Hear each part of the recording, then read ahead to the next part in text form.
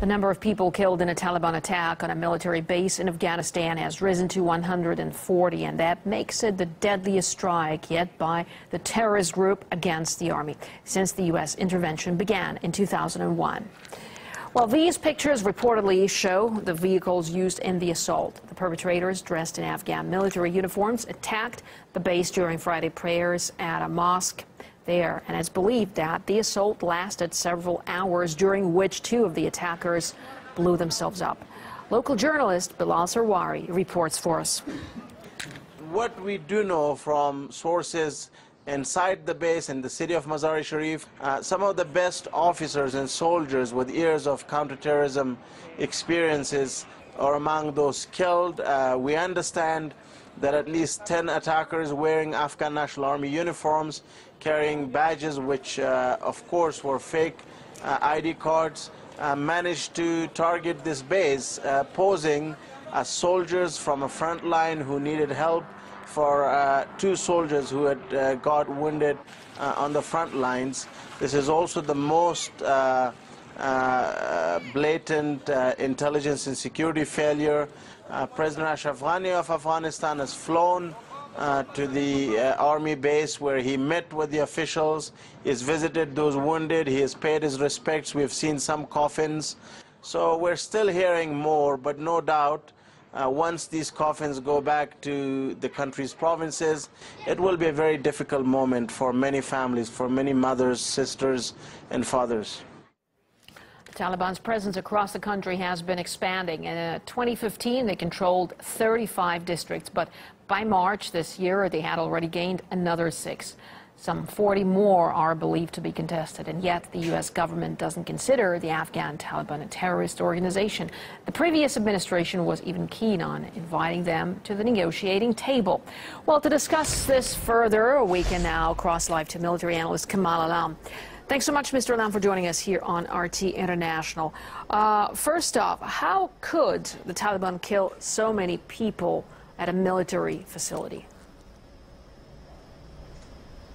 I think that's the major question that's going to be asked. It's an intelligence failure as well as a security failure, how they managed to breach the first perimeter and the second perimeter to get into the base. And there have been questions asked about the capability of the Afghan National Army, whether it's capable to fight against the Taliban, especially without NATO presence and Western support.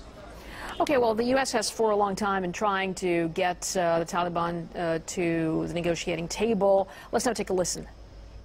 We hope there's a point when the Taliban come to realize that what's needed in Afghanistan is reconciliation. They should engage in a peace process and ultimately become a legitimate part of the political system. What they need to be doing is to enter into serious reconciliation talks that are led by Afghans. So what do you make of this call on a terror group to be part of a peace process? Yeah, this has been an ongoing process now for the last few years, where the Americans have wanted to negotiate with the Taliban. But the Afghan government themselves are pretty confused, because it's a national unity government, as you know. There's President Ashraf Ghani and the chief executive, Dr. Abdullah. They don't quite agree on whether the Afghan government should talk to the Taliban. So there are some that call the Taliban brothers. Both previous President Hamid Karzai and Ashraf Ghani called them the Lost Brothers, whilst there are those amongst the Afghan security services that call the Taliban terrorists. So without the Afghan government themselves being on one page, it's very hard for the Americans to negotiate with the Taliban. And even the Taliban themselves are no longer one united group as they were 15 years ago. There are 3 different elements of the Taliban supported by different regional countries. So it's quite a difficult negotiation, especially when you're still fighting a war against them, as the Americans and the Afghan governments are. Well, the influence of the Taliban has grown in recent years, as we've seen. So does that mean that the huge U.S. anti-terror campaign there has been for nothing? Yeah, one could argue the last 16 years hasn't resulted in much progress as far as peace and security in Afghanistan goes. It's getting worse every year. And the Taliban are stronger. They contest at least 40% of the territory, and it can be argued that the Afghan government only controls 3-4 big cities, while the rest of the country is either with the Taliban or drug lords or warlords. So the US policy has been called to account and the current commander, General Nicholson, is asking for 20,000 more troops.